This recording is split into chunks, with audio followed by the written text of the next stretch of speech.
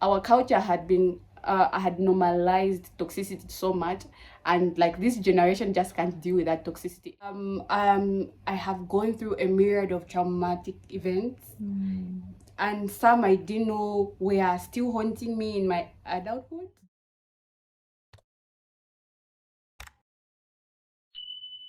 Let's go. 1, 2, 3, go. The signs.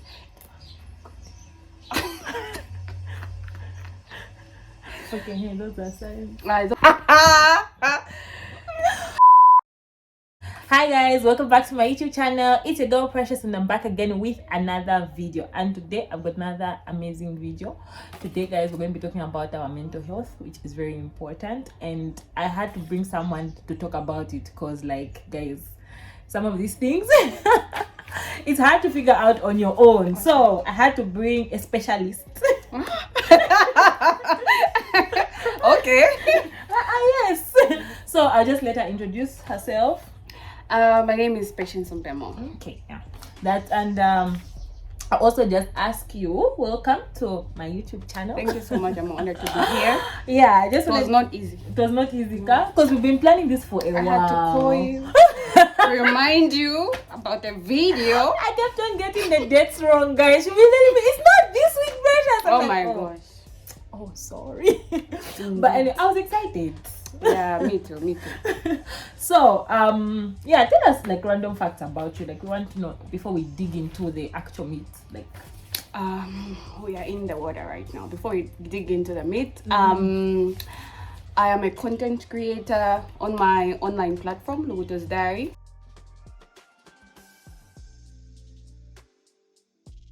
guys should follow. I'll put you it should here. follow. Gems. On Instagram and Facebook and YouTube as well, though I've not been really active on YouTube for some reasons that I'll explain to my followers when I get back. Yeah, and I miss you. I miss you too. And also I am a published author of 2 books now. Yeah, I've written 2 books titled, the first one being Your Money, Your Baby to Nurse, and the second one being Navigating Trauma, which is the recent one. This one, You guys should get it. yeah. And then what am I? You know, sometimes when you're asked randomly like what are you about, yeah. So anyway, on my platforms I talk about personal finance management, mental health, fashion, because sometimes I like to dress up and stuff like that, gaudy lifestyle, and anything that comes in, basically that. And also I go to the Household of Faith Church, fun church. We got the same church. That's where I serve. And the other random stuff I can say is that I struggle to sleep in a house when the lights are on. For real? Yeah, and I feel like when drinking tea specifically, the spoon has to be there. It tastes better when the spoon is there. But for coffee, there shouldn't be no spoon. When you're drinking a latte, the spoon is not supposed to be there. Wow, I've never heard anyone say that. Like you specific. I'm not a fan of tea, so I can't relate. I cannot relate. Anyway, that's like wow, guys. So you guys should follow her on all her pages. Like you need to, like, honestly, she drops gems. So yeah, so we're just going to go like right into it. We're going to dive into. So what like made you start this journey of pursuing, mental health awareness, and just everything in general in that Aspect. yes. The purpose continuum, why you're doing what you're doing. So for me to be doing what I'm doing in terms of mental health, even like the book I wrote, I have gone through a myriad of traumatic events, and some I didn't know were still haunting me in my adulthood. So when I started identifying to say this is not a good pattern, I was like, okay, I think I need to deal with this. Like I literally sought counseling, and after getting the help that I got, even like from even pastors' sermons, I remember one particularly influences. He was talking about how a certain level of depression is because there's an influence on you that is triggering you to even like take away your life, you know. So they were like, wait, okay, you know what I mean? Like when you start relating to the same one. Yeah, like, oh, you're just going to talk about me, you know. You came here, talk to me alone. Yeah, like talk to me direct. Don't go through the corners. Yeah, so for me, I did identify that. After I identified, and I also got counseling. That was the turning point for me. Like, why didn't I do this my whole life? That's the turning point for me, because one vivid example I'll give is when I was walking. I was going through, like, I was depressed in that period. I didn't know that there was a car coming in front of me. Yeah, I was moving, but I wasn't seeing what was in front of me. That was a crazy moment. And I saw it just a few meters away, and it was coming with speed. I was like, no, this is not okay. And the other time was when it was in the same period, actually. There was something that I really, really wanted, and then it just didn't work in my favor. And this is something I'll talk about it later in life when I'm ready about it. That it just didn't work in my favor. And it was something that was going to change a lot of things at the time, some few years back. Yeah. And I remember in that moment when I found out, I was walking. I was near this house. I just sat down, like, I literally sat down outside people's house. Yard. I sat down. I didn't know what to do. I called a friend of mine. That's the only thing I could think of. And he was also shocked that, like, because this had been a pattern. Been a lot of thoughts. Yeah, it had been a pattern for the longest of time. You know that thing where you have this strong friend, like that friend doesn't even know what to tell you anymore. In the moment, I could tell that he didn't know what to tell me. I wish I could mention his name. I wish I could mention his name. He did know what Were you like crying or you're just sitting? I couldn't even cry in the moment. Like, you know that thing where like, it's so painful. You felt to cry. Like, I felt like here in my knees there was no energy. I don't know how I felt in that moment. And the only thing, oh Jesus Christ, there are some situations we go through. I don't know exactly the words he told me, but I remember one thing from what the things he said was, Patience, this is an attack against your priesthood. Like, how is this coming up only in the month because we're fasting even? Yeah. How is this coming only when it's a period of fasting and stuff like that? That's what I remember he said. I was like, okay, here we go again. You know what I mean? But those two scenarios were my triggers to say, I think I've not been well. I like, life had taken a toll on me, and I had just been taking in so much and saying, no, I'm fine. But I wasn't fine. And it's okay not to be fine. It's okay not to be fine, to identify that you are tired, to identify like you know what, I'm done. You know what I mean? Yeah. I got done. And you don't need to reach that far, actually, for you to know that you need counseling, because I should have been addressing these issues in phases, but they had to mount up for me to identify, to say, I need help. You know what I mean? Yeah, that's what I can say. That's after I got the help, I just went all out. I'm like, hey, somebody should not go through what I went through. They don't have to wait. That's why I'm very passionate about this topic. That's why. Wow. Wow. It's beautiful how you got that which you went through and put it into positive energy. Like someone else that was like, no, you know what? I'm done with life, but you kept pushing, guys. Yeah. So if you're going through a hard time, I just wanted to ask, like, what is mental health? Like, mental health can be said to be a set of well-being, emotionally, physically, and even spiritually. Yeah, that's what I can say. Okay. Okay. So a set of well-being emotionally, physically, and spiritually. What are some of the signs and symptoms of depression? Because mostly when people hear mental health, what comes to mind is depression, although I feel like it's broader than that. But like, what are some signs of symptoms of depression? Maybe I'll begin by defining the word itself. So depression is when someone is in a state of I think I'll use the generic definition. What can I say? I'll use my own definition for everybody to understand. So this is when someone is consistently feeling sad, persistent feelings of sadness for 14 days. Wow. Non-stop. Yeah, it has to persist for at least 14 days. Wow. And you can see that somebody is depressed by they become distant, they lose interest in things that matters to them the most. They suddenly do not, like, they lose appetite. Some, it's the opposite. They become what can I say, they are stress eaters, like they eat a lot. Then even loss of sleep, like just insomnia, failing to sleep because they're thinking too much. Yeah, I don't know if I've talked about loss of weight. No. Have I? No. Yeah, some actually lose weight. You can see it. Like they're not physically ill, but because of how their mind is operating, it begins to affect their weight. Wow. And how would you advise for people doing depression? Because me, I didn't know it was 14 days. So I'm actually thinking that you've been sad for 14 days and you're just like, hey, it's just the weather. No, honey, it ain't the weather.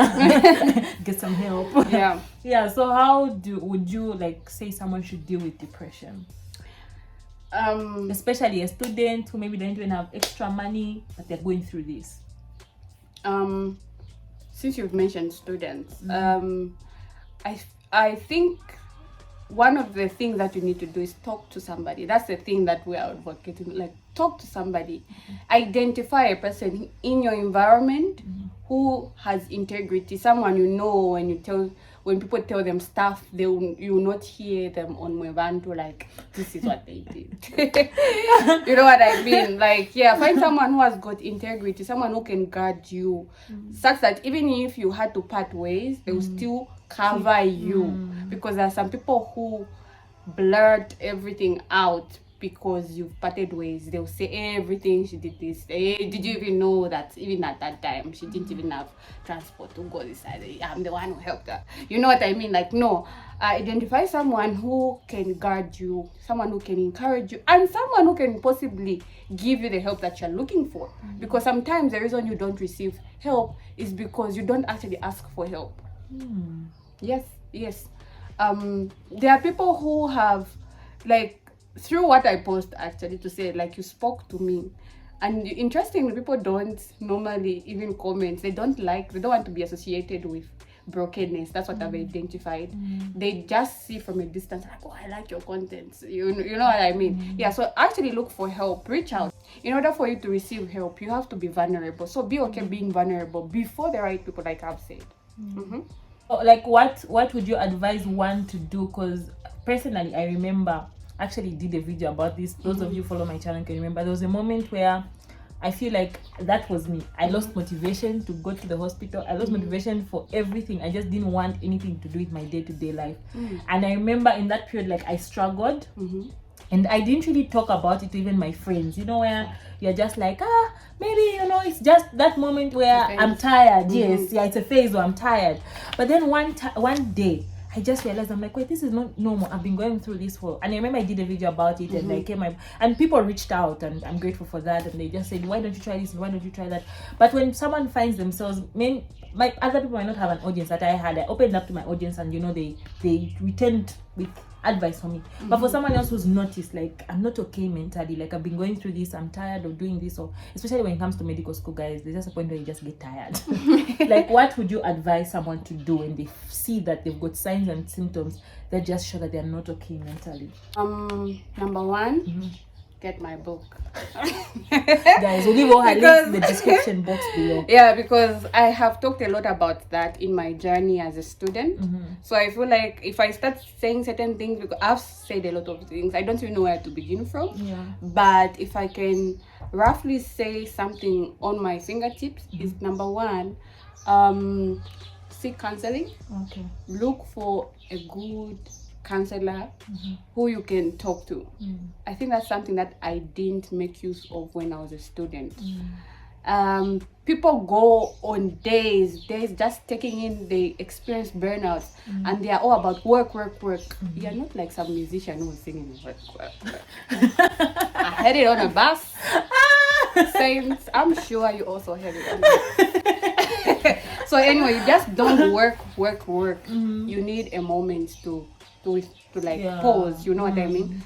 Seek counseling, not just any counselor, because some people are not they are not people you can really talk to. They won't give you sound advice. The Bible talks about how in an abundance of counselors there is victory. So you just talking to someone who will remove a burden. It also talks about how anxiety in a man's heart weighs him down, but a good word lifts him up. I think it should be Proverbs 12 verses 18 or 25. Look that up. Bible scholars, yes. And also number 2, make sure you do things that restore your energy. Go for ice cream, do something random. I remember somebody telling me, that was even after school, like, you're so uptight, Patience, like, go for walks, go for a concert, you know what I mean? Like, I mean, be part of what's happening. It's just medicine. I know it's hard. I know, like, I know it's not easy. Medical students are really busy. You don't want to be just buried in stress your whole life because of a course. And then the last thing, maybe also maybe just get my book. At this point, we're getting her book. How much is the book, by the way? It's 150 kwacha only. Okay. I can relate to the part where you say that go out and do something, because I remember during that period I just went to have my hair done and it felt so good. Like, I can't explain how good it felt to just like have, someone to do my hair. But I wanted to ask in counselors, especially for those of you in Zambia, like, where can one access a counselor who they can talk to, especially when you come from schools that don't even address such issues and they don't have people on site? Like, what sources can people look for? Should I go to Chinama? Like, where should people go to get counseling? Okay, so there is a lot of counselors actually whom I know, beginning with people in my church. First of all, we have, I used to talk to my pastor when I used to struggle with certain things when I was in school. So look for people. It's not just really someone who is professionally identified as a counselor, because somehow all of us give people some form of counseling. Okay, so recognize people in your environment who you can trust. Number 1, they have to have integrity. You know that they will not divulge your information to anyone. Like, they are a kind of person where if somebody tells them something confidential, they act like they've never heard it, because someone who you open up to has to have integrity. So if someone then have a backbone, they are backboneless, then no. So, but for schools particularly, I think I have a list of them. I can't say who they are for some reasons best known to myself. But if you're looking for a counselor, I am one of them, by the way. I was waiting for her to say that. I was like, I'm not going to expose her. I'm one of them. I have done counseling, Mukange Counseling Institute. I did that course last year. I've been doing practicals with Kawata Clinic. It's been an amazing journey. I did psychosocial counseling and HIV testing. I'm actually getting my certificate pretty soon. But there's and I've actually recommended people to a number of people. I'm sure you know that. Yes, I do. So that's why, like, I wanted her to say that. So we're already putting her information in the description box. Get her book. If you need someone to talk to, hit her up, because you're not supposed to die out there alone. No, never. And whatever feels like, one thing about mental health is that you will feel like it's there forever. Like, it's something that you can't shake off. But I've discovered there's a freedom in talking to someone. Too much. There's victory in talking to someone. You end up finding that thing which looked so big, like this. And I feel even like for certain people who end up committing suicide, like they felt like that thing was so big that they couldn't be solved. Yeah, that's what it is. Like, it's a matter of perspective, because even the role of a counselor is to help a client to see things in a different light. Yeah. You are not giving them advice, or you don't give advice. You suggest things to them so that they begin to think like, okay, actually this is not always how it is. Like things are not in black and white sometimes. How you 6 may appear 9 to another person. Yeah. So they will help you see the world in a different light, and it will give you hope. Yeah. So do talk to someone. Talk to me. Do talk, hit her up. Yeah. So the next one is like for students. I'll just, let me not tie it down to medical students, but then for students, there's this thing where maybe you've been repeating the same course. Like I heard a story from a certain medical school within Lusaka that someone like repeated the medical course like 3 times, and then they went home and their parents were like, we're done, we are tired, like we're paying school fees and you're not progressing, and she committed suicide. Like, how do you deal with failure? How do you deal with when parents even then they stop believing in you at this point? Like your question, I think I'll address people who have surrounded someone who has experienced failure. Parents in this case. I remember in my 4th year I did repeat a course. In fact, there were courses. One was considered for one of them, when I appealed, was considered. So I remained with one. And then I remember they approached my dad too. I was waiting for a reaction from him when I told him that I'm repeating school, I have failed. Because for him, he was so excited that I'm done with school and my school did its thing. Then he was just like, okay, so what is the university saying? When are they opening and everything? He didn't even comment about my failure, like how can you fail or anything. He was just like ready, like what's the next step? You know what I mean? So I was like, this man. I was like, you are just non-reactive like that. Yeah. So and it interestingly what happened along the way, because I remember I prayed. I prayed fire prayers. Do you know what fire prayers are? Yeah, because my academic journey was not easy at all. That's what I can say. I did declare that my friends were not going to graduate without me, and that was the COVID year, 2020.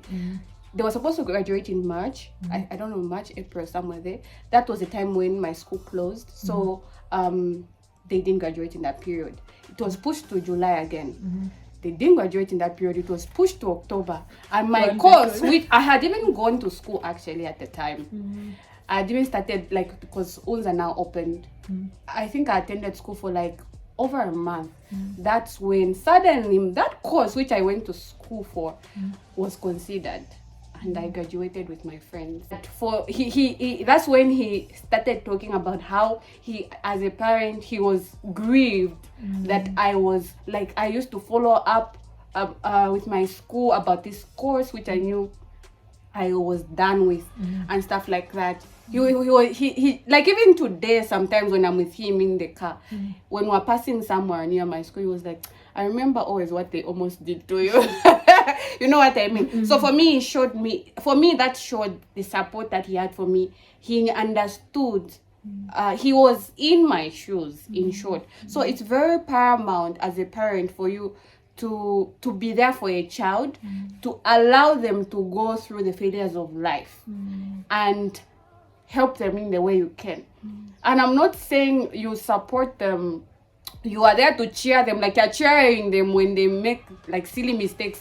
You know what I mean? Obviously, you still have to be there even when they make mistakes, but I don't know if you're understanding the context. I understand. Like, walk with them through even those... Walk with them through their journey, and remind them of their identity, because like they already know they failed. Like, no, that's one thing. They already know they have failed. So you pointing it out like you're a failure, like that's a worst thing you want to do. And I don't know, I was attending a mental health symposium, and someone said that this generation has got low pain tolerance, something like that. Well, it's true though. I don't know whether that's true or not. It could be true on one end, but I also think on the other end it's because our culture had normalized toxicity so much, and like this generation just can't deal with that toxicity anymore. Like, we're not doing that. But I'm not saying go and commit suicide. No. I'm not suggesting that, but I'm just saying it's very important for parents to be there for their children in times of failure and to be mindful of what they say, because one of the things that I've recognized in our society is the lack of sensitivity in our speech. People just say things anyhow. It's like they've got verbal, for lack of better terms, I'm gonna say this, verbal diarrhea. You just say what comes to your mind. You know what I mean? I don't think that's the case. So be there for your child, support them, check on them. I don't know if you can arrange for someone, an external party, to just make sure they are being encouraged, words are being poured into their mind, because you don't know, like, it hurts to fail a course, guys. I've gone through that. School hurts. Like, at that point, if you, like, what is a breakup with a boy? It hurts. Yeah, that's what I can say. I'm not saying that one doesn't hurt, but like it hurts. It doesn't feel good at all. And a few days ago, I was thinking about this. Like, you know, when someone is going through something, I feel like society also behaves like this. When someone is going through a failure, like, you don't need to remind them they're going through a failure. They already know that you're dealing with failure. Like, when parents are not being supportive, like, how can you do that? Or like, what can be some of the reasons why parents are not being supportive even during that time? Okay, so first of all, this issue of mental health is quite new to our culture. Yeah. And the reason some of the our parents do not know how to support their child when they are going through failure or any sort of thing that require them to give emotional support is because they did not receive emotional support themselves. Exactly. They don't know how to deal with you because they have never been learned in that area. Yeah. So you find that somebody has failed and they start name calling, they start comparing their child to somebody, they start doing all sorts of things that injure their child. So parents need to be understanding. It's not like you will not feel bad that your child has failed, because I mean, you spent a dime on them and here they are, they fail. You will feel bad. But what's more important in the situation is to support your child so that they move to the next phase of their life, because there are some who commit suicide. Yeah. Like the case you told me about, where somebody committed suicide because the parents felt like they were just done with them. They kept repeating a course and they were just done, because a child sees a parent as someone they're supposed to receive support from, and it doesn't give them license to do whatever they want, because some are just not serious children. Parents should navigate their own trauma, so to learn how to deal with children. And also I actually encourage family counseling. Like, that's something that people don't we don't do that. Yeah, like, people don't even have honest conversations in families. Like, when things happen, it's just like it just dies like that. That's so toxic, by the way. Yeah, it's baggage. So much baggage in families. So much baggage, and it's just like someone says this and it just like goes down the drain. So yeah, I think that's what I can say. Okay, so for the last one, I just wanted to ask, like, what's the importance, like what's the importance of checking up on friends and how they're doing, and how can you support your friends mentally? Because I feel like sometimes you even know your friend is not fine, but then you don't know what. There's this thing where people don't even like when their friends start crying. It's like, okay, what do I do? I have friends like that. Like, when you start crying, it's like, what do I do? So like, how do you support friends when you know they're going through such a mental time? Wow, how to answer that question? Number one, I'll begin addressing why people don't even know how to act in a moment where somebody needs support. The reason why we act like that is because maybe we didn't grow up in environments where we knew how to support people. Literally, we didn't receive support ourselves. So how do you even support someone when you don't know how to how do you embrace someone? You know what I mean? Someone who's going through failure, grieving a loved one. You know what I mean? So I can say, first of all, you need to you need to deal with your own trauma yourself. Number one, you need to navigate your trauma. That's the best way you are able to help even other people, because if you're traumatized, it's hard for you to reach out to another person.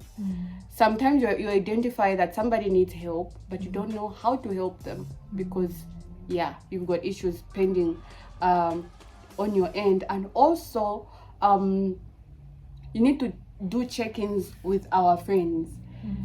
I like people who reach out to say hi, just like greeting you, not because you want it's administrative, like some cause. I even know this person only cause because they want this and that. Like, please, you know what I mean? You never know what someone is going through. Now, I remember the time I was going through my school phase. Someone from church randomly texted me. This is a guy, like, we don't talk much. It's just hi, hello. But once in a while, we used to check up on each other, and he was like, I just wanted to let you know that I've been praying for you about this issue. Don't forget. I think it had even been like 2 months when I told him that I was repeating school. I remember shedding tears.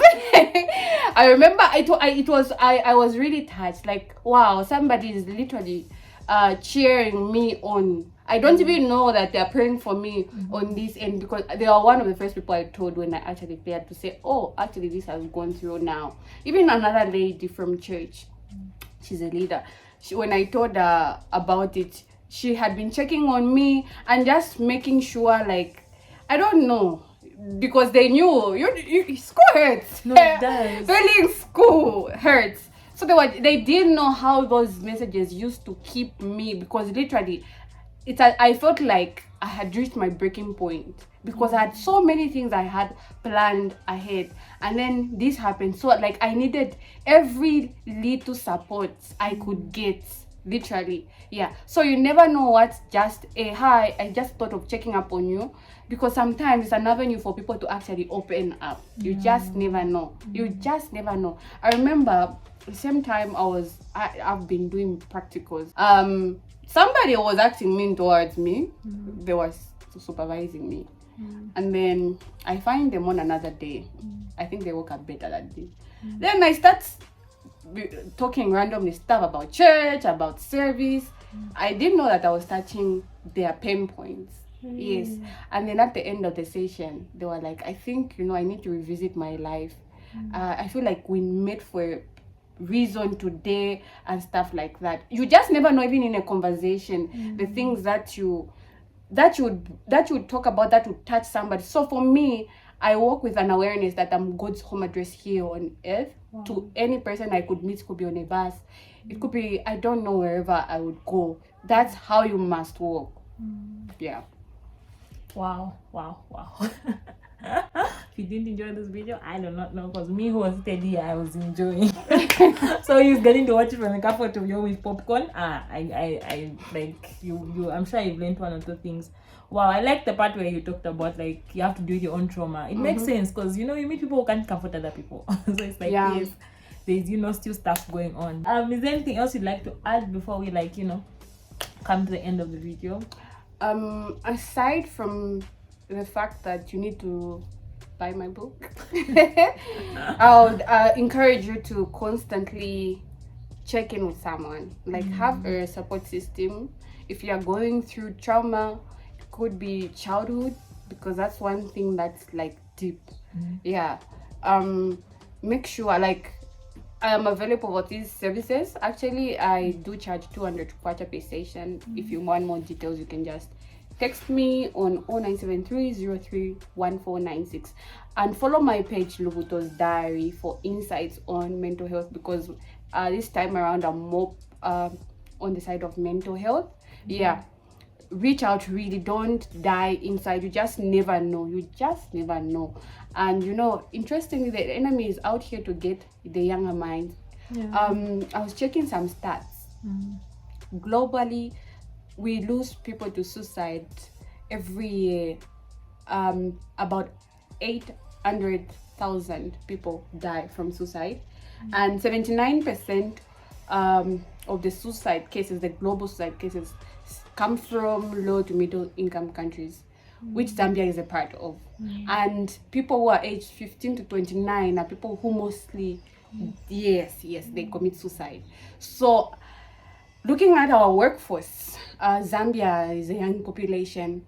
If we don't learn to normalize counseling, if we don't engage such talks in our families, in our schools, this cycle will continue. That's why we even need stakeholders to get engaged in such talks, so that they put up policies in order to ensure that people's mental health state are in check. Somebody was saying that if you find out this guy, there's this guy I met at a mental health symposium who owns an addiction. What is it called? It's called the Sanity House. Yeah, for people who are addicts. Like, it's a rehab center, I can say. If you are told that, Precious, you have liver failure, you do whatever you can in order for you to get the help that you can, but because it's mental health, you deal with it, you know what I mean? But literally your life depends on it, so it's that serious. Some people, it's costing them their life because they don't give it the attention it needs. So take it seriously. Make sure you have a counselor, a trustworthy one. For Christians, I would recommend that you have a Christian counselor. That's what I can say. The counselor you're talking about is me. So last year, she posted something on her status. That's where I first came to know that she talks, about mental health, and she's passionate about such things. And I reached out and I got a lot of help, guys. It basically changed the course of my year last year. I feel like a lot of things that I went through, I reacted differently because of what I was able to, the help I was able to encounter at the beginning of the year. So sometimes you will go to the hospital, they'll charge you 500 for consultation and you won't mind. But mental health, you'll be like, 200, it's too much. I honestly believe that if you are not okay, then the things around you, it's difficult to do them well. For you to do whatever around you is excellent, the inside of you needs to be fine first.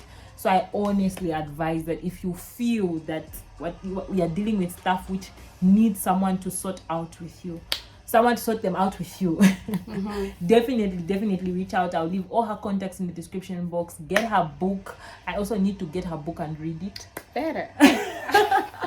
But otherwise, thank you so much. I don't know if you have anything else to say to us, but thank you so much. I really appreciate it. Thank you for having me. I think I was looking forward to this. I hope somebody there will get the help that they need and follow this channel.